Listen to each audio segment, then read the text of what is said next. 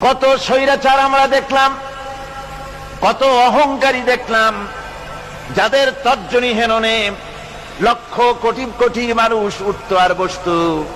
তাদের জিল্লাতির সঙ্গে আল্লাহ রব্বুল আলামিন কতজনকে বিদায় করে দিলেন।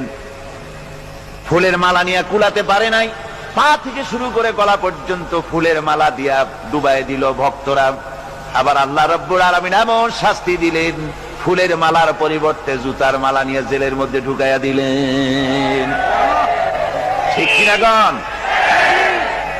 অহংকারী আর স্বৈরাচার যারা হয়, আল্লাহ পাক এভাবে তাদের দৃষ্টান্ত দেখিয়ে দেন। আমরা কত দেখলাম, 9 বছরের রাজা 10 বছরের সাজা। পৃথিবীর বুকে যারা অহংকার করে, যারা স্বৈরাচার হয়, আল্লাহর আইনকে যারা বৃদ্ধঙ্গুষ্টি প্রদর্শন করে, আল্লাহ পাক তাদের জমিনেও দেখান। এখানে চূড়ান্ত ফয়সালা আল্লাহ করেন না, আসল ফয়সালার জায়গা তো আছেই, তবে এখানে নমুনা দেখায় দেন।